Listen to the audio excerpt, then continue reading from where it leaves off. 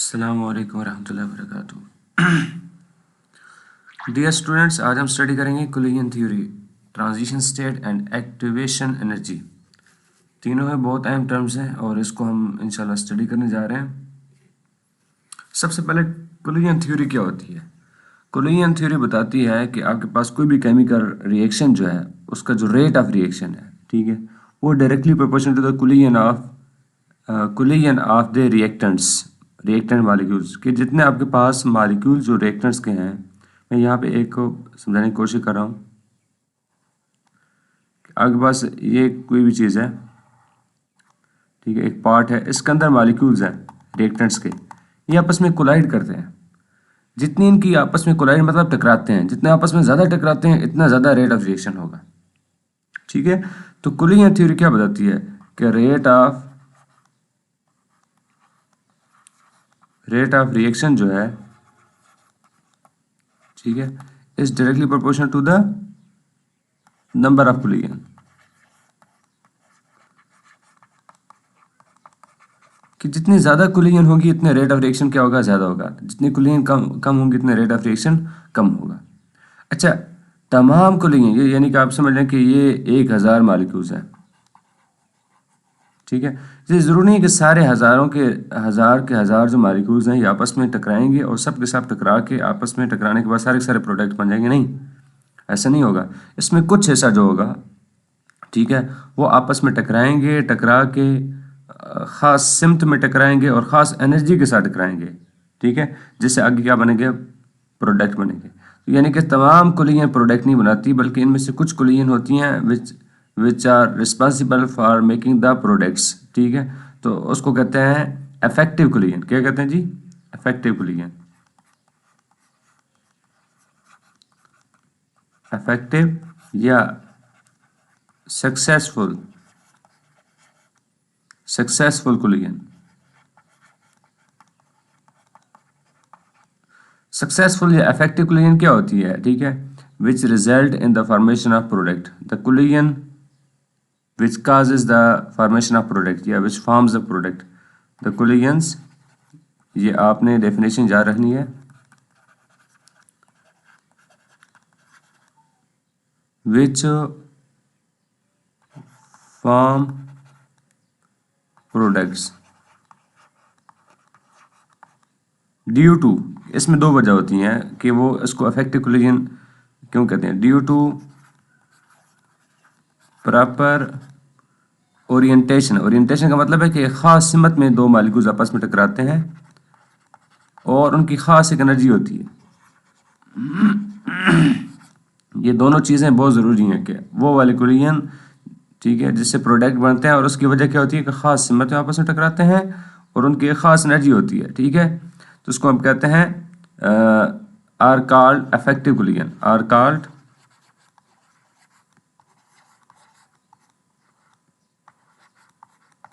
Effective collision, ठीक है। आप कहेंगे बाकी कुलियन जो होती हैं वो इफेक्टिव कुलियन नहीं होती, ठीक है। तो ये आपके पास एक इफेक्टिव कुलियन की डेफिनेशन भी आ गई है और इसकी रीज़न भी आपको समझ आ गई है कि इसकी दो वजूहत होती हैं, एक इसकी प्रॉपर ओरिएंटेशन होती है और एक प्रॉपर क्या होती है, एनर्जी होती है। यानी कि दो मॉलिक्यूल्स हैं, एक को मैं ए कहता हूँ और एक को कहते हैं बी, ठीक है। ये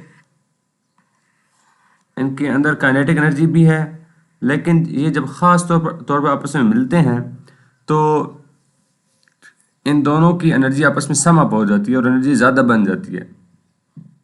और इस एनर्जी का आपस में मिलना या इसका समेशन यानी कि इसका मजमुआ इस काबिल इन्हें बनाता है, यानी कि इनका एनर्जी को इकट्ठे होने के लिए इनको ख़ास डायरेक्शन में एक ख़ास हिम्मत में आपस में टकराना पड़ेगा, यानी कि सीध में आपस में टकराएंगे, जो समझ लें, ठीक है।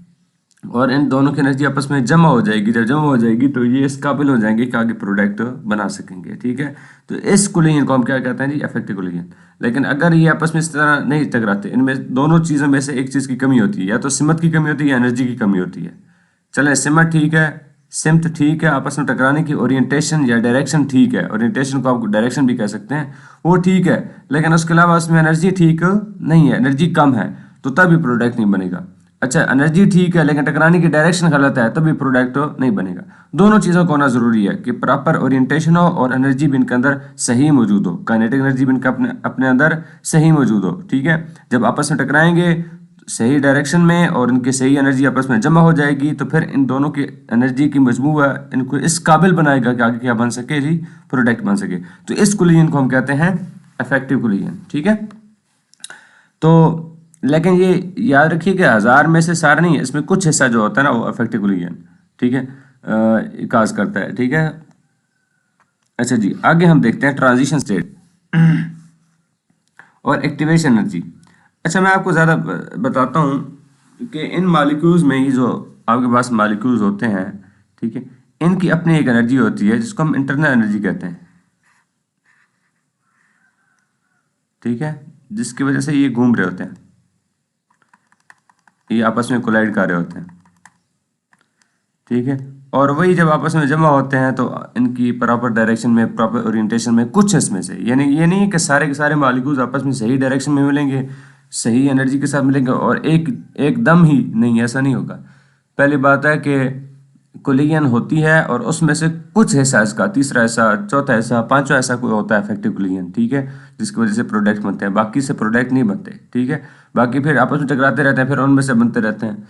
ठीक है, सारे एकदम बेशक वक्त आपस में सही डायरेक्शन में और सही ओरिएंटेशन में टकरा के सारे के सारे एक दफ़ा प्रोडक्ट में तब्दील नहीं होते। ठीक है, हाँ ये है कोलिजन ज़्यादा होगी तो इफेक्टिव कोलिजन भी ज़्यादा होगी। ठीक है, यानी कि कोलिजन इनका आपस में टकराने का रेट ज़्यादा होगा तो इनमें से जो मौसर कोलिजन है जिसके नतीजे में प्रोडक्ट बनता है वो भी क्या होगी, ज़्यादा होगी।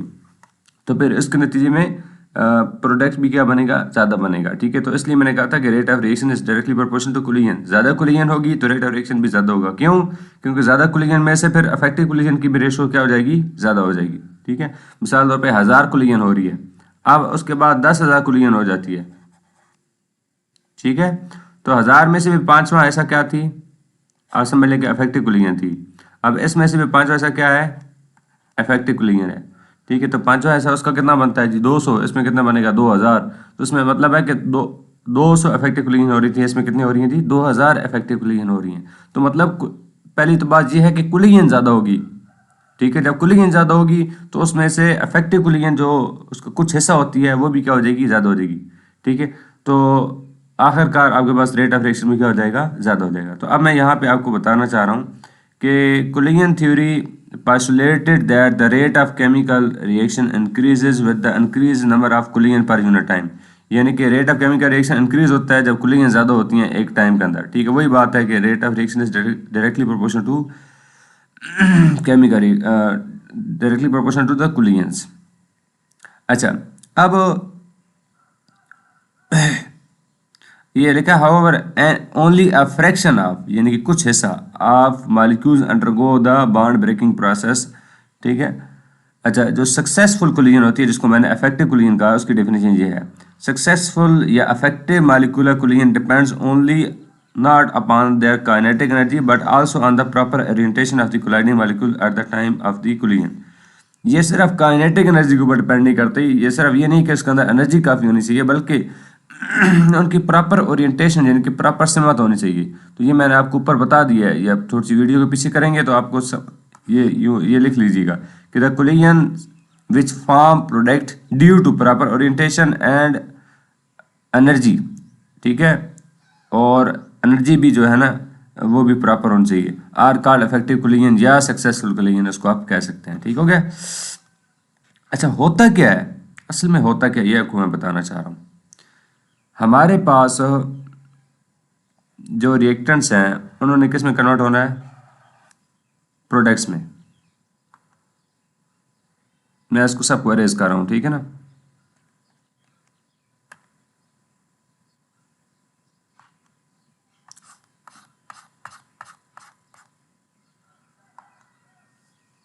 पहले तो आपको बात समझ आएगी collision is directly proportional to rate of chemical reaction. अब दूसरी बात है कि आपके पास ये एक ग्राफ है, ठीक है, और इसमें आप जरा देखेंगे तो आपके पास इसमें एनर्जी ज्यादा हो रही है इस तरह।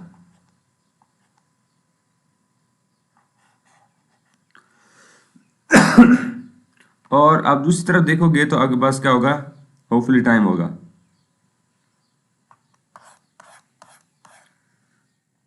रिएक्शन प्रोसेस, ठीक है, ये पोटेंशियल एनर्जी है और रिएक्शन प्रोग्रेस है कि इस टाइम इस समय में रिएक्शन क्या हो रही है, प्रोग्रेस होता है, रिएक्शन।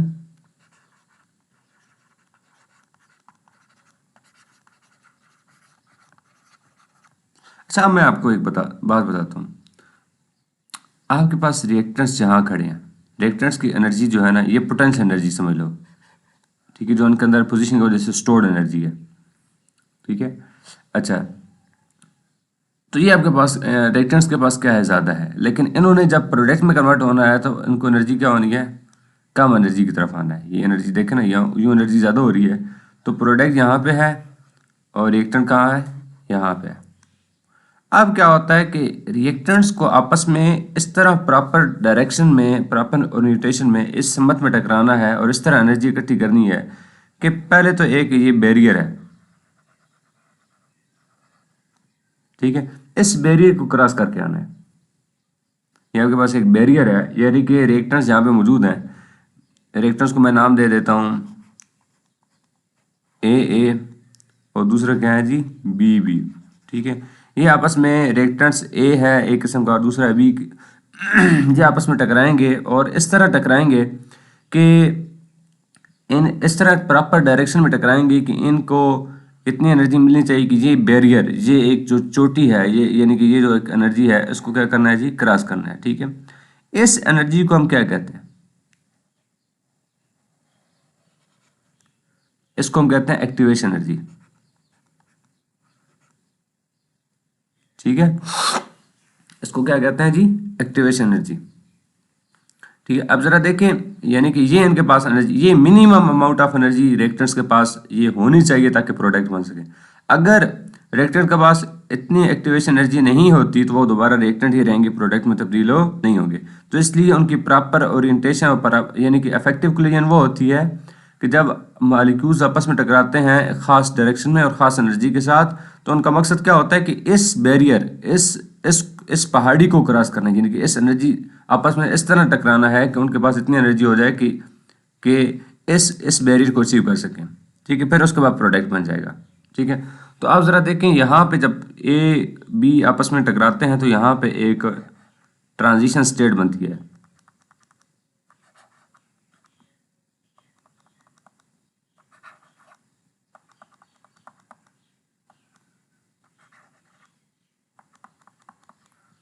ठीक है। ये ट्रांजिशन स्टेट होती है, इसको इंटरमीडिएट स्टेट भी कहते हैं। ना तो यहाँ पे रिएक्टेंट्स होते हैं, ना क्या होते हैं, प्रोडक्ट्स होते हैं। आपस में टकराने के बाद इनकी एनर्जी बन जाती है, लेकिन जो ये आगे आते हैं तो ये भी बन जाते हैं, यानी कि यहाँ प्रोडक्ट बन जाता है, ठीक है। इसको यूँ लिख लें आपकी मर्जी, या यूँ लिख लें जिस तरह पहले आपने ए बॉन्ड बना है तो ए बी बॉन्ड बना लें, यहाँ प्रोडक्ट बन गया, ठीक है। तो आप ज़रा इसको समझने की कोशिश करें कि आपके पास वो कम से कम energy, the minimum amount of energy, ठीक है, which is required to form the product, which is required to the reactants to form the product is called activation energy। यानी कि वो कम से कम एनर्जी, क्योंकि वो कम से कम एनर्जी जो इस बैरियर को अचीव करने में इस्तेमाल हो, उसको हम क्या कहते हैं, activation energy. The minimum amount of energy which is required to the reactants to form the product is called activation energy, ठीक है। ये तो आपको समझ आ गई है और आगे प्रोडक्ट बन जाता है। अब जरा देखें, रिएक्टेंट्स की एनर्जी ज़्यादा है या प्रोडक्ट की, रिएक्टेंट्स की ज़्यादा है ना, रिएक्टेंट्स की ज़्यादा है और प्रोडक्ट की क्या है, कम है। इसकी ज़्यादा है एनर्जी और इसकी क्या है, कम है। तो आप मुझे ये बताओ, जब रिएक्टेंट से प्रोडक्ट में जाओगे तो क्या एनर्जी रिलीज होगी या एब्जॉर्ब होगी, रिलीज होगी, क्योंकि रिएक्टेंट ज़्यादा एनर्जी पे है, उसको प्रोडक्ट में जाना है तो वो अपनी एनर्जी पहले तो थोड़ी सी जमा करेगा ताकि इस बैरियर को क्रॉस करे, एक्टिवेशन एनर्जी को क्रॉस करे। फिर उसके बाद जब इस प्रोडक्ट में आएगा तो ये एनर्जी क्या करेगा, रिलीज करेगा। तो ये एक एक्सोथर्मिक है,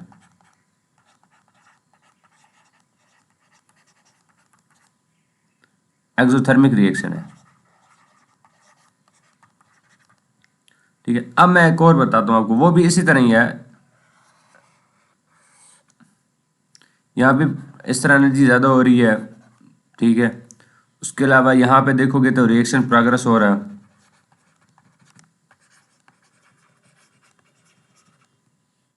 ठीक है। और इस तरह इसमें अब क्या होगा, इसमें रिएक्टेंस नीचे है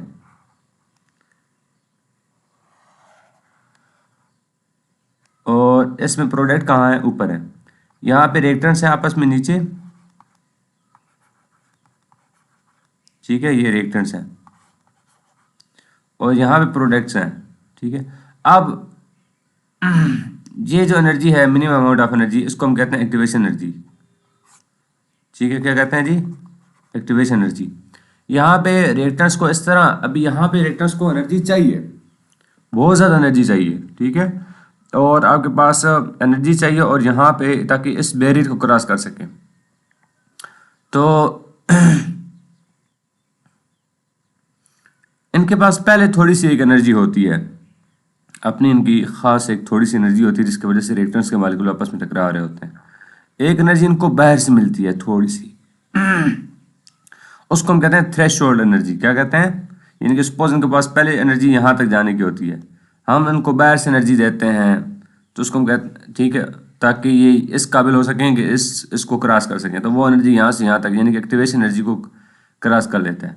फिर उसके बाद प्रोडक्ट बन जाते हैं, ठीक है। उसके बाद क्या बन जाते हैं जी, प्रोडक्ट बन जाते हैं, ठीक है। यहाँ पे आप देखोगे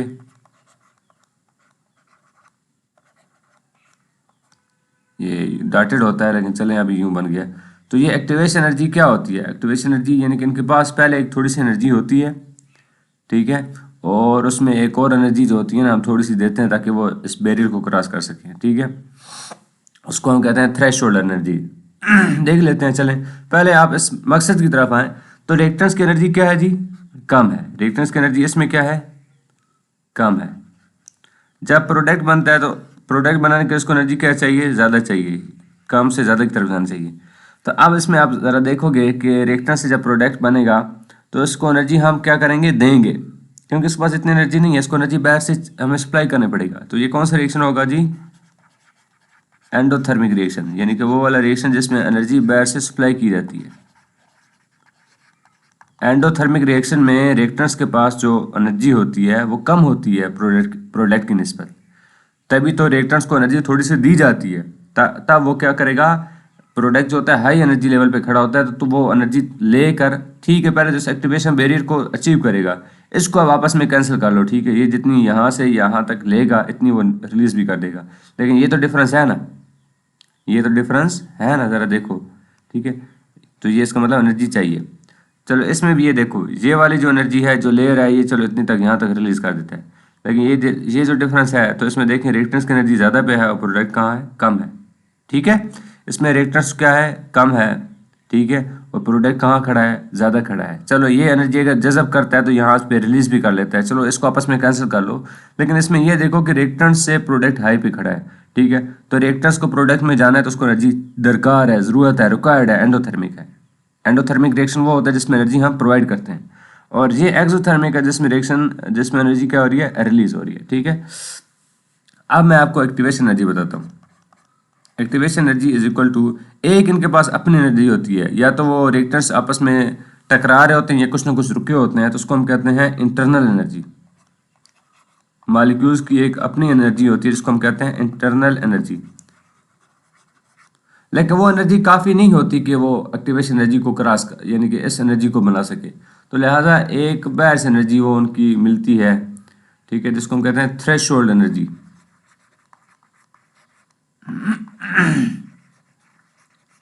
थ्रेशोल्ड एनर्जी, ठीक है। तो एक्टिवेशन एनर्जी, इंटरनल एनर्जी यानी कि मॉलिक्यूल्स की अपनी जो एनर्जी होती है उसका, और थ्रेशोल्ड एक थोड़ी सी बाहर से एनर्जी मिलती है, इन दोनों का सम होता है, तब वो मिनिमम अमाउंट ऑफ एनर्जी बनती है जो प्रोडक्ट बनाने के लिए क्या होती है, काफ़ी होती है, ठीक है। तो यहाँ तक आपने इसको अंडरस्टैंड करना है। अब ज़रा हम देखते हैं इसको,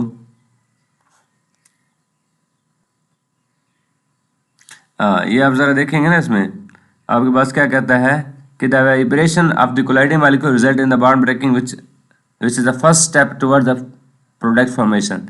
Thus, an energetic viewpoint, there is some minimum energy that must be needed by reactant molecules and below which no effective collision occurs.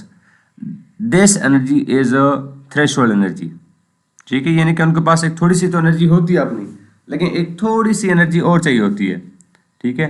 जरा देखें ना, the minimum amount of energy, ये थोड़ी सी एनर्जी और देनी होती है, मस्ट बी नीडेड, जो बिल्कुल ज़रूरत होती है, हर हाल में ज़रूरत होती है। Reacting molecules and below which no effective collision occurs, ठीक है, जिसके नीचे अगर वो एनर्जी हम नहीं देंगे तो इनकी आपस में अफेक्टिव कोलिजन नहीं होगी, ठीक है। And this energy is threshold energy, ET इसको कहते हैं, ठीक है। और आप देखेंगे कि एक्टिवेशन एनर्जी क्या होती है, थ्रेशोल्ड एनर्जी और इंटरनल एनर्जी का सम होता है, यानी कि threshold energy plus average internal energy of the molecules, तो एक्टिवेशन एनर्जी बनती है, ठीक है।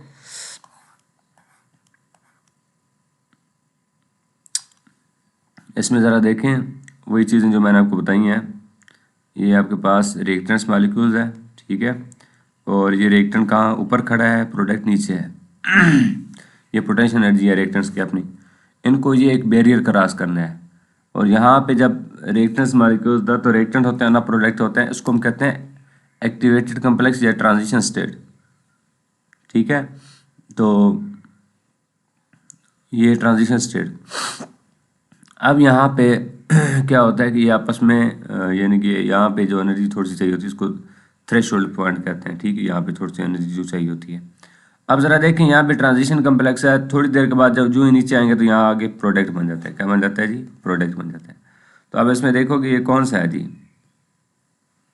रिएक्टेंट्स क्या है जी, रिएक्टेंट्स के पास मोर एनर्जी है, ठीक है, यानी कि रिएक्टेंट्स में से माइनस करेंगे प्रोडक्ट को तो आपके पास क्या होगी, एनर्जी हासिल होगी, तो उसको हम क्या कहते हैं, एक्सोथर्मिक, रिलीज होगी, ठीक है ना। रिएक्टेंट्स ज़्यादा पे खड़े हैं और प्रोडक्ट कहाँ खड़े हैं, नीचे खड़े हैं। इसमें काम बरक्स है, इसमें चलो ये प्रोडक्ट कर लो, उसी को उसने रिवर्स किया, यहाँ पे प्रोडक्ट है और यहाँ पे क्या है, रिएक्टेंट्स है, ठीक है, वही उसी चीज़ को उसने रिवर्स किया कि आगे अगर इन्हीं प्रोडक्ट को वापस जाना है रिएक्टर्स में, यहाँ पे मैंने आपको बताया था ना कि अगर फॉरवर्ड रिएक्शन एक्सो है, ठीक है, तो रिवर्स क्या होगा, एंडो होगा। अगर फॉरवर्ड एक्सो है तो रिवर्स क्या होगा, एंडो होगा, बात समझ आई। या अगर फॉरवर्ड एंडो है तो रिवर्स क्या होगा, एक्सो होगा, बात समझ आई ना। तो वही जो प्रोडक्ट यहाँ बने हैं मैंने आपको अलग दी है, लेकिन उसने उसी प्रोडक्ट को देखा कि वही जो प्रोडक्ट आपके पास यहाँ बने हैं उनको दोबारा रिएक्टर्स में कन्वर्ट होना है। तो आप देखोगे कि उनको एनर्जी दरकार होगी, रिक्वायर्ड होगी, तो वो क्या होगी, ये एंडोथर्मिक प्रोसेस है। क्या है ये, एंडोथर्मिक है। अच्छा जी, अब अगले स्टेप पे जाते हैं, अगले पेज पे जाते हैं। ये आपका यहाँ तक लेसन हो गया, बस यही इसमें कंसेप्ट तो यही है जो मैंने आपको बता दिया। हम आगे चलते हैं। कैटालाइसिस क्या होती है, अच्छा यहाँ ट्रांजिशन स्टेट भी देख लेते हैं। ट्रांजिशन स्टेट वो होती है जिसमें ना तो एक ऐसी स्टेट होती है जिसमें ना तो हमारे पास रिएक्टेंट है और ना ही क्या प्रोडक्ट है, ठीक है, तो उसको हम क्या कहते हैं जी, ट्रांजिशन स्टेट कहते हैं। Transition state of the molecules are neither reactant nor product having the partial bond and is highly unstable with a very short life span. ये बहुत अनस्टेबल होता है। अब देखते हो ना वो जो चारों बने होते हैं वो क्या होता है, वेरी, ये जो हमारे पास यूं करके बने होते हैं कि आपके पास ए और साथ बी होता है, ये ट्रांजिशन स्टेट है जो बिल्कुल एक्टिवेशन एनर्जी के ऊपर पीक पे बना होता है, चोटी पे बना होता है, ठीक है। ये हाईली अनस्टेबल है। कैटालाइसिस क्या है जी, अगला स्टेप हम शुरू करें। ये आपको ट्रांजिशन स्टेट की डेफिनेशन मिल गई है कि हाईली अनस्टेबल होता है, ना तो उसमें रिएक्टेंट्स होते हैं ना क्या होता है, प्रोडक्ट होते हैं, पार्शियल बॉन्ड फॉर्मेशन होती है। ये पार्शियल बॉन्ड ये आपस में थोड़े थोड़े टूटे होते हैं और अगले थोड़े थोड़े बने होते हैं, ठीक है। और ये जो आपस में टूटे होते हैं मुकम्मल टूट जाते हैं, अगले वाले जो हल्के फुल्के बने होते हैं वो मजबूत बन जाते हैं जो ही नीचे आते हैं, ठीक है। तो ना यहाँ पे अभी रिएक्टेंट्स है ना ही क्या है, प्रोडक्ट है, ये इन बिटवीन है और हाईली अनस्टेबल है और ये बिल्कुल शॉर्ट टाइम के लिए बनता है। थोड़ी सी इनका लाइफ स्पैन जो दुरानी हयात है वो क्या है, कम है, दुरानी हयात, ठीक है। कैटालाइसिस क्या होता है, वो केमिकल रिएक्शन। अब जरा देखें ना, हम केमिकल रिएक्शन को कराते हैं और उसका मकसद ये होता है कि वो जल्दी से जल्दी हो, हम ये बिचा रहे होते हैं। लेकिन अगर हम उसको हीट देंगे तो उस पर पैसे ज़्यादा लगेंगे, उसके कॉस्ट ज़्यादा होगी, हमें कोयला जलाना पड़ेगा, ठीक है, और प्रेशर के लिए हमें उसके लिए भी मशीनें चलानी पड़ेंगे, कंप्रेसर्स होंगे। तो एक आसान सी चीज़ है, एक सब्सटेंस लेते हैं, ठीक है, जिसको ये सब्सटेंस लेते हैं जो रेट ऑफ केमिकल रिएक्शन को क्या करता है, तब्दील करता है, ज़्यादा भी करता है और कम भी करता है। लेकिन हम तो वो वाला सब्सटेंस लेंगे जो केमिकल रिएक्शन को ज़्यादा करता है, ठीक है। तो उसको हम कहते हैं कैटलिस्ट। क्या कहते हैं? कैटलिस्ट, ठीक है। और ये जो केमिकल रिएक्शन होता है उसको हम क्या कहते हैं, कैटालाइसिस, ठीक है। और ये जो प्रोसेस हो रहा होता है जिसमें कैटलिस्ट इस्तेमाल होता है उसको हम क्या कहते हैं, कैटालाइसिस, ठीक है। पहले तो आप ये देखें कैटलिस्ट क्या होता है। ये एक सब्सटेंस होता है, ये केमिकल सब्सटेंस होता है, कोई एलिमेंट भी हो सकता है या फिर ये कोई आपके पास यानी कि ये सब्सटेंस है, ये आपके पास कोई एलिमेंट भी हो सकता है या कंपाउंड भी हो सकता है। ज़्यादातर ट्रांजिशन एलिमेंट्स होते हैं, डी ब्लॉक एलिमेंट्स जो आप सुनते हैं ना, डी ब्लॉक, ठीक है, ज़्यादातर उनमें से होते हैं। तो ये सब्सटेंस है, इसका काम क्या होता है? इसका काम ये होता है केमिकल रिएक्शन को इंक्रीज करना, यानी कि change of alter the rate of chemical reaction. Alter का मतलब क्या होता है? तब्दील करना। The rate of reaction, reaction को जो रेट है ना उसको तब्दील करता है। और खुद ये क्या होता है, don't take part itself, do not take part itself, ये खुद केमिकल रिएक्शन में हिस्सा नहीं लेता, ये इसकी खूबी है। ये समझ लेना, मैंने आपको बताया था ये क्या है, चुगलखोर होता है, दोनों को आपस में लड़ा देता है, दोनों को आपस में लड़ा कर देता है और आगे एक प्रोडक्ट बन जाता है, लेकिन खुद साइड पे हो जाता है, ठीक है ना। ये सब्सटेंस है। अब रेट ऑफ केमिकल रिएक्शन को ज़्यादातर ये तेज़ करता है, लेकिन सम टाइम, इसलिए मैंने यहाँ पे इसको दो ऑप्शन दिए हैं कि ये इंक्रीज भी करता है और डिक्रीज भी करता है। अगर ये रेट ऑफ रिएक्शन को डिक्रीज करता है तो उसको हम कहते हैं इनहिबिटर्स, ठीक है, या इसको रिटार्डिंग कैटलिस्ट भी कहते हैं। क्या कहते हैं जी? ये आप नीचे देखोगे, इसको हम क्या कहते हैं जी, रिटार्डिंग कैटलिस्ट। चलें आगे आप देख लेते हैं, ठीक है, रिटार्डिंग कैटलिस्ट। और ये जो होता है, जो इंक्रीज करता है rate of catalyst, rate of reaction को, ठीक है, उसको हम क्या कहते हैं, कैटलिस्ट कहते हैं। जो रेट ऑफ केमिकल रिएक्शन को क्या करता है, इंक्रीज करता है, उसको हम क्या कहते हैं जी, कैटलिस्ट कहते हैं, ठीक है। अब जरा इसमें यहाँ पे असल इसका फंक्शन कैसे होता है, ये काम क्या करता है। ये यूं करता है कि पहले आपके पास जो रिएक्टेंट्स हैं उन्होंने ये जिसमें कैटलिस्ट इस्तेमाल नहीं किया है, ये चढ़ाई चढ़ के जानी है जी, तब प्रोडक्ट बनाना है। जब हमने कैटलिस्ट इस्तेमाल किया है तो ये उनकी जो चढ़ाई है ना, ये जो पीक है उसको कम कर देता है। अब रिएक्टेंट आसानी से यहाँ पे चढ़ जाएंगे, और जब आसानी से चढ़ जाएंगे, यहाँ पे समझ लो कि आपके पास 5वां ऐसे चढ़ रहे थे, यहाँ पे आप देखोगे कि आपके पास 3रा ऐसे चढ़ जाएंगे, तो केमिकल रिएक्शन तेज हो गया ना यहाँ। यानी कि आप यूँ समझें कि अगर आपके पास ये ज़्यादा सा यहाँ आपके पास सिर्फ 20% जा रहे थे, लेकिन जो ही आपने यहाँ पे किया तो यहाँ पे आपके पास 35% हो गया या 33% हो गया, ठीक है। तो ये किसने किया, ये डिक्रीज ऑफ ये जो एक्टिवेशन एनर्जी बैरियर है इसको क्या करते हैं, डिक्रीज करते हैं। Decrease the activation energy barrier, ये एक्टिवेशन एनर्जी वाला ये जो बैरियर होता है, ठीक है, ये पहले देखें इतना ज़्यादा था, एक्टिवेशन एनर्जी बहुत ज़्यादा थी, ठीक है, इसलिए सिर्फ 20% यहाँ पे जा रहे थे। ये अनकैटलाइज्ड पाथवे था, यानी कि वो केमिकल रिएक्शन जिसमें कैटलिस्ट हिस्सा नहीं ले रहे।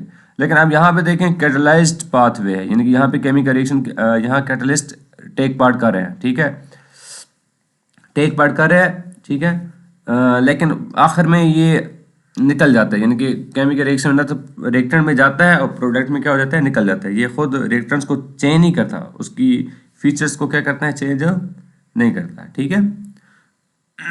अच्छा, तो ये इसका है, shows the energy of the activation of catalysed reaction is lower than the uncatalysed reaction, ठीक है। अनकैटलाइज्ड रिएक्शन की एक्टिवेशन एनर्जी बहुत ज़्यादा है, और जब कैटलिस्ट हम डालते हैं तो उसका एक्टिवेशन एनर्जी क्या होती है, कम होती है। तो ज़्यादा से ज़्यादा रिएक्टेंट्स मॉलिक्यूल आगे जाते हैं तो इस तरह रेट ऑफ रिएक्शन क्या हो जाता है, इंक्रीज हो जाता है। अब डेफिनेशन सब्सटेंस विच अल्टर्स, तब्दील करता है the rate of chemical reaction without undergoing permanent changes in its chemical nature, खुद अपने आप को परमानेंट चेंज नहीं करता, जाएगा, थोड़ा सा चेंज होगा, आखिर पे सही सलामत निकल जाएगा, ठीक है। Is called catalyst and the process involving the use of catalyst is called the catalysis. यानी कि वो वाला प्रोसेस जिसमें कैटलिस्ट इस्तेमाल करते हैं उसको हम क्या कहते हैं, कैटालाइसिस। अच्छा, अब इसके हम जरा थोड़ी सी फीचर्स देख लेते हैं।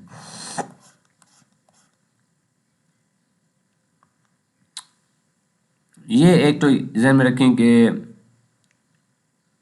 ये एक नया और एफिशिएंट पाथवे दिखाता है, ठीक है। और एक्टिवेशन एनर्जी को क्या करता है, कम करता है, ठीक है। एक्टिवेशन एनर्जी क्या करता है जी, कम करता है। उसके अलावा यानी कि एक नया एफिशिएंट पाथवे देता है। पहला एफिशिएंट पाथवे नहीं था, वो तो बहुत ऊंचा था, लेकिन अब जो है इसने एफिशिएंट पाथवे दिया है। किस तरह, एक्टिवेशन एनर्जी को कम कर दिया तो ज़्यादातर मालिक्यूल इस एक्टिवेशन एनर्जी को अबूर कर लेंगे, ठीक है। और ये क्या होता है कि ये, अब देखें अनकैटलाइज्ड बायोमोलिकुलर रिएक्शन, आपके पास एक ए और बी ये दोनों हैं और ए भी आगे आपके पास प्रोडक्ट बन रहा है, लेकिन इसमें आप देखोगे कि ये स्लो है। लेकिन जब व्हेन कैटलिस्ट इज एडेड, यानी ये कैटलाइज्ड यानी कि बायोमोलिकुलर रिएक्शन है, कैटलाइज्ड, ये अनकैटलाइज्ड था, ये कैटलाइज्ड है। वही केमिकल रिएक्शन जो वहाँ पे कैटलिस्ट के बगैर हो रहा है, यहाँ पे कैटलिस्ट के साथ हो रहा है।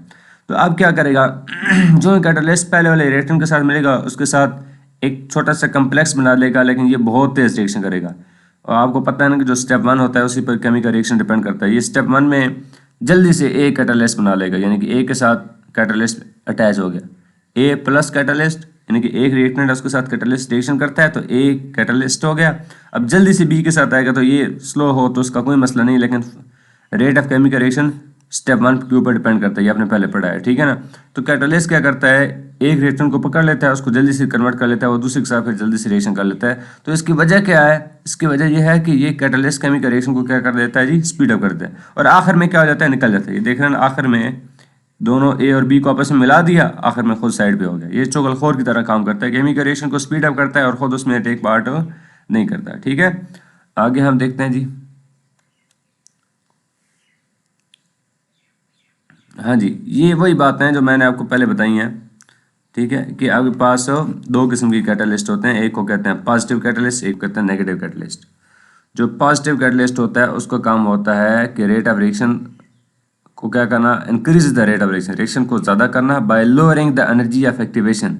यानी कि वो जो एक्टिवेशन एनर्जी पहले ज़्यादा थी, इतनी ज़्यादा थी, उस बैरियर को क्या कर देता है, कम कर देता है, ठीक है। इसको हम पॉजिटिव कैटलिस्ट भी कहते हैं और इसी को हम कैटलिस्ट भी कहते हैं, ठीक है। नेगेटिव कैटलिस्ट क्या करता है, retard the reaction rate by itself between the reactants value to decrease the number of the effective collision. ये केमिकल रिएक्शन को क्या कर देता है, स्लो कर देता है। देखें ना, केमिकल रिएक्शन की जो स्पीड है उसकी डेफिनेशन क्या है, चेंज कर देता है। कैटलिस्ट क्या करता है, चेंज कर देता है। ज़्यादातर हमारा वास्ता उन कैटलिस्ट के साथ पड़ता है जो केमिकल रिएक्शन को ज़्यादा करते हैं। हम तो यही चाहते हैं कि केमिकल रिएक्शन की स्पीड क्या हो जाए, ज़्यादा हो जाए। जो केमिकल रिएक्शन की स्पीड को ज़्यादा करते हैं उसको हम कहते हैं पॉजिटिव कैटलिस्ट, और जो केमिकल रिएक्शन की स्पीड को कम करते हैं उसको हम क्या कहते हैं, इनहिबिटर्स भी कहते हैं। ये देखें लिखा हुआ है, ठीक है। और रिटार्डिंग कैटलिस्ट भी कहते हैं। क्या कहते हैं जी, रिटार्डिंग कैटलिस्ट, जो इंक्रीज करते हैं रेट ऑफ रिएक्शन को, ठीक है, उसको हम कहते हैं पॉजिटिव, या उसको सिंपली कैटलिस्ट कहते हैं। ज़्यादातर हमारा इसी के साथ वास्ता पड़ता है, ठीक है। और एक होता है जो रेट ऑफ रिएक्शन को डिक्रीज करता है, उसको हम क्या कहते हैं, रिटार्डिंग, ठीक है, रिटार्डिंग कैटलिस्ट, या इसको इनहिबिटर्स कहते हैं। इनहिबिट का मतलब है रोकना, मुज़ाहमत करने वाला, ठीक है। रिटार्ड का मतलब क्या है, मुज़ाहमत करना, यानी कि केमिकल रिएक्शन को आगे होने ही नहीं देते। ये केमिकल रिएक्शन को फायदा करने के बजाय क्या करते हैं, नुकसान करते हैं। केमिकल रिएक्शन को जो पहले हो रहा था उससे ज़्यादा करने के बजाय उसको जो पहले हो रहा था उससे भी कम कर देते हैं, इसलिए इसको नेगेटिव कैटलिस्ट भी कहते हैं।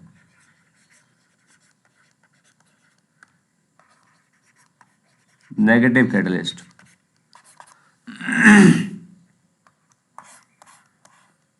जरा हम इसमें देखते हैं, नाइट्रोजन और हाइड्रोजन आपस में हाइब्रिड प्रोसेस में अमोनिया बन रहा है, और ये कैटलिस्ट क्या है, आयरन पाउडर हम इसमें इस्तेमाल करते हैं, तब ये इनका रेट ऑफ रिएक्शन क्या होता है, तेज। ये पॉजिटिव कैटलिस्ट है, यानी केमिकल रिएक्शन को क्या करता है जी, इंक्रीज करता है। इसकी क्या नेचर है, पॉजिटिव है। अच्छा, अगर आप इसमें देखें सल्फर डाइऑक्साइड को ऑक्सीजन के साथ मिला के सल्फर ट्राइऑक्साइड में कन्वर्ट करना है तो ये इसके लिए वैनीडियम पेंटाऑक्साइड, क्या नाम है जी, वैनीडियम, ठीक है, ये ट्रांजिशन एलिमेंट्स में से है। आयरन भी देखें तो ये भी ट्रांजिशन एलिमेंट्स में से है, ठीक है। डी ब्लॉक एलिमेंट्स में से कैटलिस्ट बहुत ज़्यादा इस्तेमाल होते हैं, ठीक है। वैनीडियम पेंटाऑक्साइड, 5 ऑक्साइड है ना, पेंटाऑक्साइड, ठीक है। तो ये क्या है, ये पॉजिटिव कैटलिस्ट है, यानी कि केमिकल रिएक्शन को क्या करेगा, इंक्रीज करेगा। Decomposition of potassium chlorate 2KClO3, ठीक है, 2KCl प्लस, इसमें ऑक्सीजन निकलती है, ठीक है। ऑक्सीजन को पैदा करने का, मैन्युफैक्चरिंग ऑक्सीजन का ये एक प्रोसेस है, ठीक है, डीकम्पोजिशन। तो इसमें मैंगनीज ऑक्साइड इस्तेमाल की जाती है और ये पॉजिटिव कैटलिस्ट है। मैंगनीज, मैग्नीशियम नहीं, मैंगनीज,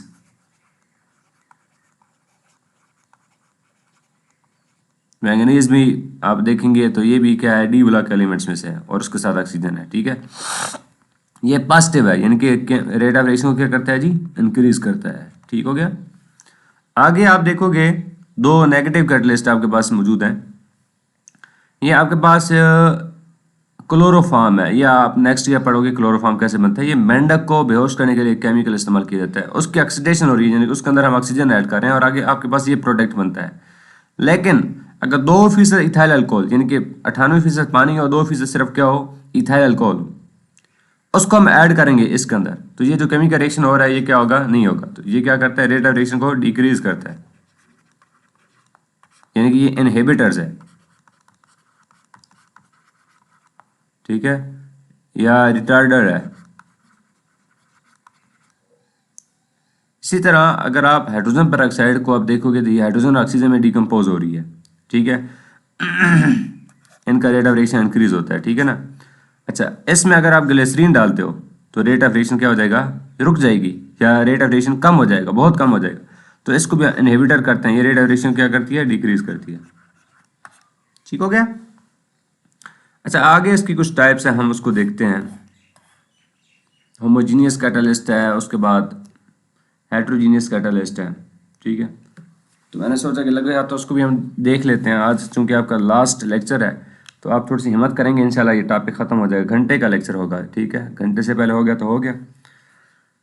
हाँ जी, बिस्मिल्लाहिर्रहमानिर्रहीम। वंस अगेन, होमोजीनियस कैटलिस्ट, यानी कि इसमें आपको ये मालूम होना चाहिए कि तमाम जो रिएक्टेंट्स हैं और जो कैटलिस्ट हैं उनका फेज़ एक जैसा है, यानी कि जो रिएक्टेंट्स इस्तेमाल कर रहे हैं या जो आपके पास कैटलिस्ट है, अगर रिएक्टेंट्स फेज का मतलब समझते हैं ना, स्टेट, ठीक है। अगर रिएक्टेंट्स आपके पास गैस है तो कैटलिस्ट भी क्या होगा, गैस होगा। रिएक्टेंट्स अगर एक्वस है तो गैस वो क्या होगा, प्रोडक्ट में किस में होगा, एक्वस होगा, ठीक है। यानी कि ये homogeneous, all those catalytic reaction, वो वाले रिएक्शन जो कैटलिस्ट की मौजूदगी में होता है उसको कहते हैं कैटालाइटिक रिएक्शन, इन विच, जिसमें बोथ कैटलिस्ट, जिसमें दोनों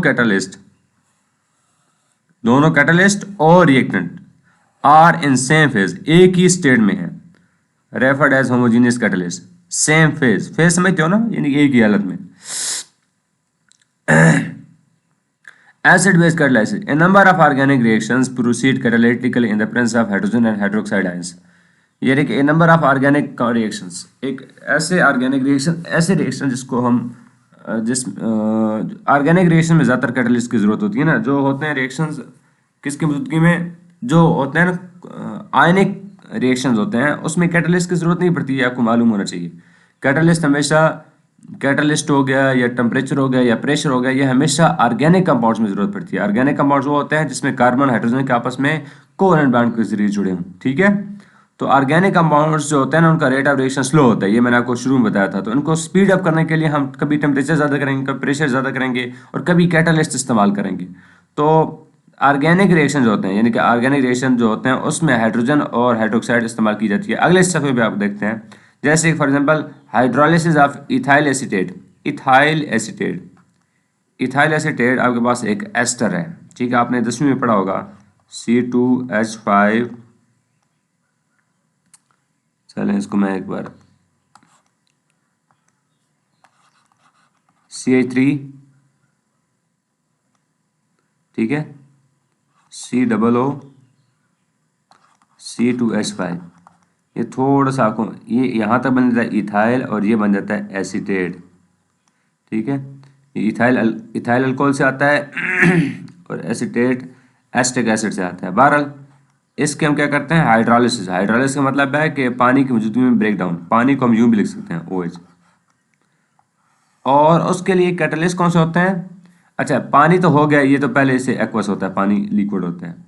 ये जो होता है ये भी एक्वस होता है, ठीक है। और आगे आपके पास जो हाइड्रोजन या हाइड्रोक्साइड आयंस जिसको हम किसी भी एसिड से इस्तेमाल करते हैं, ठीक है, चलें H2SO4 कर लेते हैं, उसको इसलिए उसको पानी में हल करते हैं कि मकसद क्या है कि ताकि उसमें से हाइड्रोजन आयन, एसिड वो होता है जिसको पानी में डालें तो H+ आयन दे, ठीक हो गया। तो हाइड्रोजन आयन हमें हासिल हो जाएंगे, ये कैटलिस्ट का तरह काम करेगा।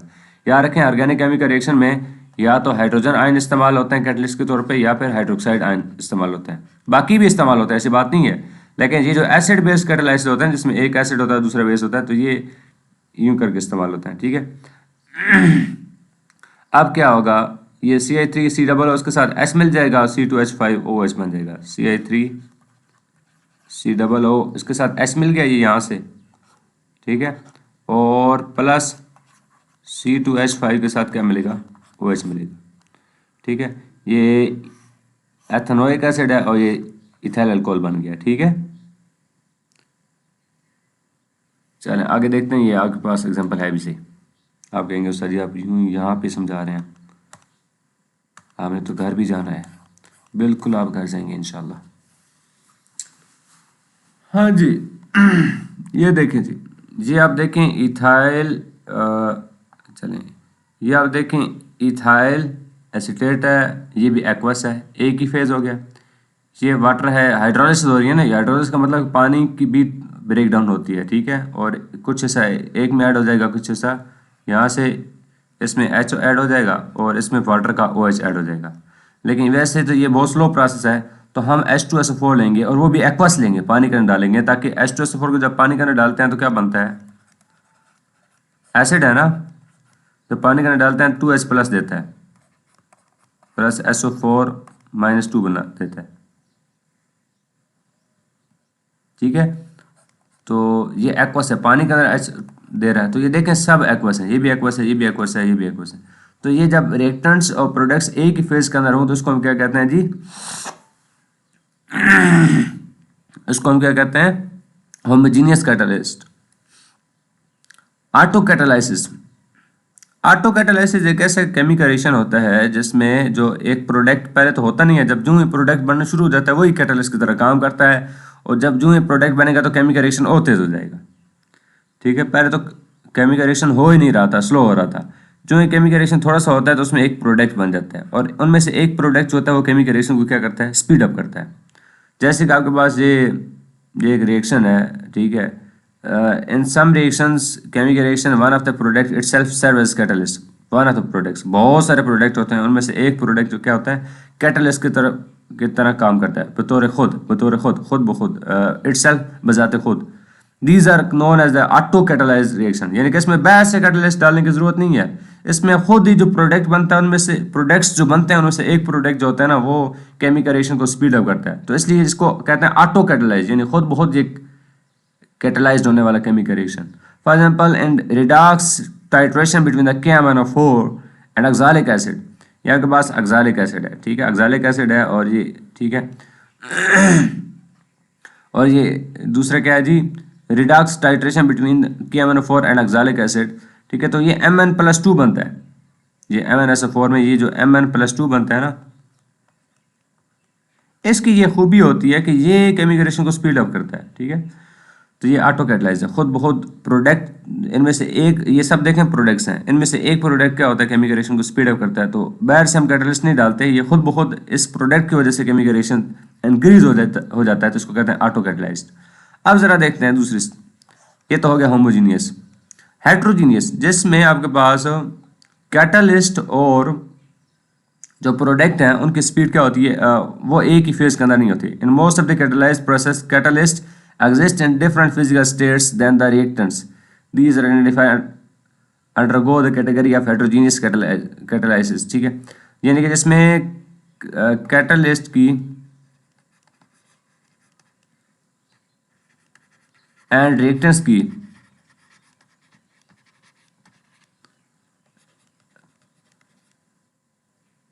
कैटलिस्ट एंड रिएक्टेंट्स, ठीक है, have different physical states, physical states, इनकी फिजिकल जो स्टेट्स होती हैं क्या होती हैं, मुख्तलिफ होती हैं, इसको हम कहते हैं हेट्रोजीनियस, हेट्रोजीनियस कैटालाइसिस। और अगर इनकी सेम हो तो फिर क्या कहते हैं जी, ठीक है, ये देखें हेट्रोजीनियस, हेट्रोजीनियस कैटालाइसिस। और अगर सेम हो तो फिर क्या कहते हैं, होमोजीनियस, जिसको हम पहले पढ़ चुके हैं, ठीक है, जिसमें ऑटो कैटालाइसिस भी आ गया और एसिड बेस रिएक्शन भी आ गया। अब ज़रा देखें, सल्फर डाइऑक्साइड है और ऑक्सीजन है, वेनेडियम पेंटाऑक्साइड, ये सॉलिड है, ये दोनों गैसें हैं और ये क्या है, ये सॉलिड है। तो डिफरेंट हो गया ना फेज, सल्फर डाइऑक्साइड बनाने के लिए सल्फर डाइऑक्साइड के साथ जब ऑक्सीजन रिएक्शन करती है तो सल्फर डाइऑक्साइड बनता है, लेकिन इसको स्पीड अप करने के लिए हम वेनेडियम डालते हैं, तो ये दोनों गैसेज हैं और वो क्या है, सॉलिड है, एस लिखा हुआ है, तो इन दोनों की स्टेट्स डिफरेंट हो गई हैं। आगे देखें हाबर प्रोसेस, नाइट्रोजन भी गैस है, हाइड्रोजन भी गैस है, और इन ये दोनों मिलकर अमोनिया बनाती हैं, लेकिन इनके केमिकल रिएक्शन को स्पीड अप करने के लिए हम आयरन डालते हैं, जो कि क्या होता है, आयरन मतलब लोहा पाउडर फॉर्म है, जो कि क्या होता है, सॉलिड होता है। तो ये दोनों गैस में होगा, ये क्या हो गया, सॉलिड हो गया, तो फेस डिफरेंट हो गया ना, तो इसको हम कहते हैं हेट्रोजीनियस। आगे हम जरा थोड़ी सी जल्दी जल्दी पढ़ लेते हैं ताकि आपको ज़्यादा टाइम ना लगे। एंजाइम कैटलिस्ट, अच्छा एंजाइम क्या होता है, एंजाइम वो होता है, इनको हम बायो कैटलिस्ट भी कहते हैं, क्या कहते हैं, bio catalyst.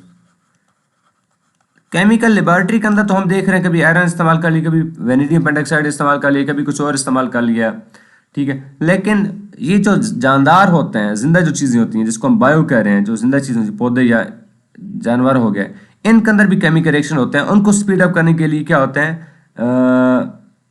Bio chemical reaction को जो इंक्रीज अप करते हैं, स्पीड अप करते हैं, ठीक है, उन कैटलिस्ट को हम कहते हैं एंजाइम्स। द कैटलिस्ट, इसकी डेफिनेशन मैं यहाँ हल्की फुल्की लिख रहा हूँ,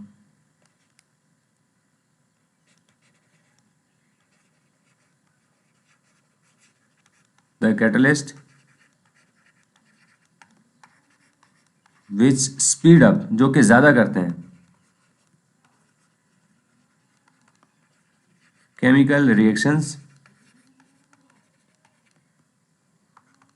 इन लिविंग थिंग्स। कुछ तो लेबोरेटरी के अंदर करते हैं ना, लेकिन अब जिंदा चीज़ें उनके अंदर भी केमिकल रिएक्शन हो रहे थे, ठीक है, living things are called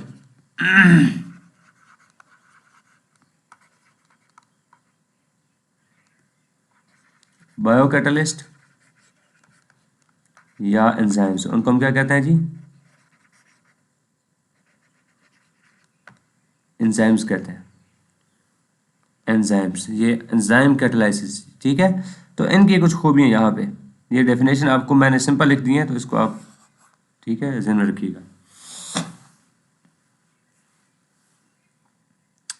catalyse reaction 1000 time faster, ये हज़ारों गुना ज़्यादा करते हैं, हमारे हाजमे में जो इस्तेमाल होते हैं, मैं आगे आपको बताऊंगा, ठीक है। हाईली स्पेसिफिक होते हैं, यानी कि एक मिसाल तौर पे एक प्रोटीन को अगर हजम कर रहा है तो वो लिपिड को हजम नहीं करेगा, एक कार्बोहाइड्रेट को हजम कर रहा है तो वो लिपिड को हजम नहीं करेगा, लिपिड को कर रहा है तो वो किसी और चीज़ को नहीं करेगा, हाईली स्पेसिफिक होते हैं, ठीक है। और इनकी खास स्पेसिफिक शेप होती है, जिसके अंदर वही चीज़ अटैच हो जाती है जिसके लिए वो बना होता है, यानी कि अगर वो प्रोटीन के लिए बना होता है तो ए बी, ठीक है, ये दोनों प्रोटीन्स हैं, ठीक है, तो ये दोनों आपस में और ये आपस में रिएक्ट करके कोई और नई चीज़ बनाना चाहती हैं, तो ये एंजाइम आके मिलेगा इन दोनों के साथ, किसी और के साथ नहीं मिलेगा, तो ये एंजाइम सबस्ट्रेट, इसको हम कहते हैं सबस्ट्रेट। ये दोनों चीज़ें जिनके साथ एंजाइम मिलता है, जिनको वो वाले रिएक्टेंट्स जिनको प्रोडक्ट में एंजाइम तब्दील करता है। एंजाइम का काम भी क्या है, कैटलिस्ट का काम है, सिर्फ ये है कि ये जानदारों के अंदर पाया जाता है, जिंदा चीज़ों के अंदर पाया जाता है।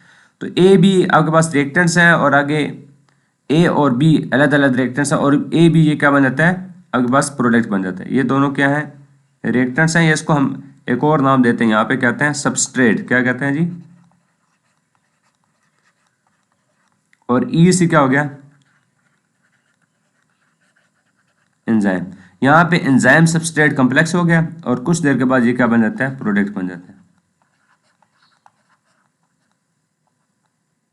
ठीक है। और फिर ये देखें एंजाइम दोबारा क्या हो जाता है, अलग भी हो जाता है, और इसका काम सिर्फ वही है जिस तरह कैटलिस्ट का काम होता है, लेकिन फ़र्क सिर्फ ये है कि ये किस में इस्तेमाल होता है, जानदारों के अंदर, वो केमिस्ट्री लैब के अंदर इस्तेमाल होता है। ठीक है, चलें जी, ये आपका टॉपिक एंड हो रहा है, ये आपका चैप्टर एंड हो रहा है, सॉरी। बड़ी आप लोगों की मेहनत है, बड़ी कुर्बानी है, माशाल्लाह आप लोगों ने टाइम दिया है, अल्लाह आपको जज़ाए खैर दे, आपकी छुट्टियों में बरकत हो। कुछ वक्त जमात के साथ भी लगाएं, रोज़ा वगैरह तो कम से कम लगाएं, वरना अशरे की कोशिश करें इंशाल्लाह। अल्लाह मुझे भी हिम्मत देगा, आप लोग भी कोशिश करें जी।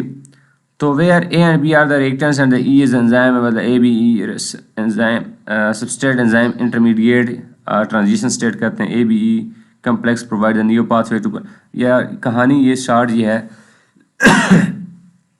ये ए बी आपके पास क्या होता है जी, यहाँ पे सबस्ट्रेट है ई और ये एंजाइम है, ये आपस में मिलते हैं तो ट्रांजिशन स्टेट बन जाता है, ठीक, जिसको हम कहते हैं एंजाइम सबस्ट्रेट कम्प्लेक्स भी हम इसको कह सकते हैं।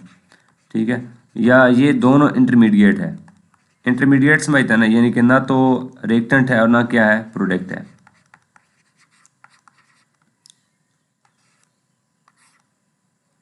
आगे क्या होता है, आगे दोबारा ये एंजाइम जो होता है ना वो प्रोडक्ट को अलग कर लेता है। ये ए बी देखें, पहले यहाँ पे इस तरह थे, सबस्ट्रेट थे, और यहाँ पे ए बी क्या बन गया, प्रोडक्ट बन गया। ये दोबारा एंजाइम फिर तैयार है, ये तीसरा स्टेप है, दोबारा फिर रीयूज होता है, रिसाइकिल होता है, फिर जाता है रिएक्टेंट्स को लेता है। हज़ारों एंजाइम इस्तेमाल होते हैं, लेकिन एंजाइम दोबारा फिर केमिकल रिएक्शन में हिस्सा ले सकता है। ऐसी बात नहीं है एक बार इस्तेमाल हो गया तो फिर ख़त्म हो गया, नहीं, रिएक्टेंट्स को बनाया, प्रोडक्ट में कन्वर्ट कर दिया, जल्दी से फिर दोबारा गया, जल्दी से कन्वर्ट कर दिया। ठीक है ना, तो आप ज़रा देखें इसकी मैंने biochemical process occurring in living system are catalysed by enzyme, for example digestion of food, खुराक हजम होना। प्रोटीएज क्या करता है, प्रोटीन को हजम करता है, प्रोटीन जो आप गोश्त खाते हो, ठीक है, वरना ये महीनों में हजम हो, आप खाते हो दूसरे दिन ये हजम हो के अपने फासिद फॉर्म में निकल रही होती है, तो इसको हजम करने वाला कौन सा होता है, एक एंजाइम जिसका नाम क्या है, प्रोटीएज। ठीक है, इस तरह अमाइलेज, ये जो आप कार्बोहाइड्रेट्स खाते हो, यानी कि रोटी खाते हो, उसके अलावा कार्बोहाइड्रेट समझ लो कि ये जो आप बेजायका चीज़ खाते हो। अब देखें रोटी में नमक वगैरह सालन के साथ लगा खाते हैं, इस तरह चावल है बेजायका है, लेकिन उसमें क्या करते हैं, उसमें नमक वगैरह और मिसाले डालते हैं तब उसका कोई जायका बनता है। तो ये बेजायका चीज़ों को कार्बोहाइड्रेट्स कहते हैं। और ये जो गोश्त होता है, अंडे होते हैं, ठीक है, इसको हम प्रोटीन कहते हैं। ठीक है, हाँ जी, हमारा सारा जिस्म जो है ना, ये जो हड्डियों के अलावा सारा प्रोटीन है। ठीक है, कार्बोहाइड्रेट्स होते हैं, ये फुल फॉर एनर्जी देता है। ठीक है, आलू में पाई जाती है, बेजायका होता है आलू, को इतना मीठा नहीं होता। ठीक है, अच्छा जी, कार्बोहाइड्रेट्स क्या होता है, इसको करने वाला अमाइलेज होता है। ज़्यादातर हमारी खुराक में कार्बोहाइड्रेट होती है, जिसको पेट भरने के लिए हम इस्तेमाल करते हैं। और एक हो गया लाइपेज, लाइपेज हो गई चर्बी या जो तेल होता है। ठीक है, तो सॉरी, लिपिड्स, लिपिड्स होते हैं, लिपिड्स को हजम करने वाला लाइपेज होता है, ये लिपिड्स। लिपिड्स दो किस्म के होते हैं, या तो घी होता है जिसको हम ऑयल कहते हैं, वेजिटेबल ऑयल, या फिर क्या होती है, चर्बी, जिसको हम फैट कहते हैं। ठीक है, इन दोनों को हजम करने वाली क्या चीज़ होती है, लाइपेज। उस एंजाइम का नाम क्या होता है, लाइपेज, जो इनको जल्दी से हजम कर देता है। अच्छा, इसके अलावा ये इंडस्ट्री के अंदर इस्तेमाल होता है। इंडस्ट्री के अंदर किस तरह इस्तेमाल होता है, ये fermentation of sugar cane, sugar cane किसका फार्मूला है, ये शुगर कैन है जी, शुगर कैन कहते हैं गन्ने को। ठीक है, गन्ने में से पहले तो हम चीनी निकाल लेते हैं, फिर इसका एक अरक सा बच जाता है। ठीक है, उसके ऊपर हम खमीर डालते हैं, यीस्ट किसे कहते हैं, खमीर डालते हैं। ठीक है, वो दो किस्म के एंजाइम डालता है, वो जिंदा चीज़ है ना, उसमें से एंजाइम निकलते हैं ये दो। और ये दो एंजाइम जो होते हैं ये क्या करते हैं, शुगर कैन को किस में कन्वर्ट कर देते हैं जी, अल्कोहल में, यानी कि इससे शराब बनता है। मैं आपको बताता हूँ, आपके पास यूँ होता है C12H22O11, ये चीनी का फार्मूला है। या ये जो आप समझ लें कि ये जो आपके पास शुगर कैन, गन्ने के जूस के आखिर में जो एक अरक सा बचता है, ठीक है, वाटर के साथ ये मिला होता है, तो यहाँ पे समझ लें कि आपके पास मेरे ख्याल में इन्वर्टेज होता है। ठीक है, या जाइमेज होता है। बहरहाल ये बन जाता है C6H12O6, दूसरा भी C6H12O6, दोनों में ग्लूकोज बन जाता है। ठीक है ना, C6H12O6 बन जाता है। ये कौन करता है जी? इन्वर्टेज करता है। ठीक हो गया।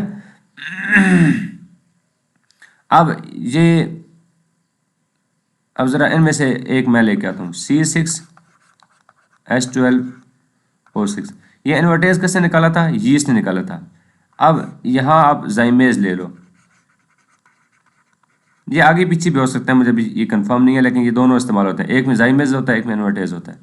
तो अब क्या होगा? अब ये बनेगा, आपके पास अल्कोहल बनेगा C2H5OH। ठीक है, ये दो बनेंगे और साथ 2 कार्बन डाइऑक्साइड बनेगी। तो ये अंगूरों के जूस से या खजूरों से या किशमिश से ये जो शराब बनाते हैं, ये यूँ बनाते हैं, इसमें सॉरी खमीर डालते हैं। क्या डालते हैं जी? खमीर।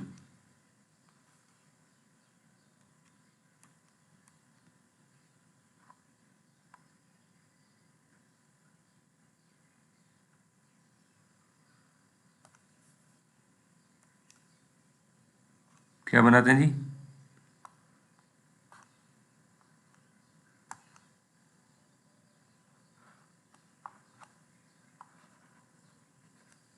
ठीक है, हाँ कहाँ पहुँचे हैं भाई?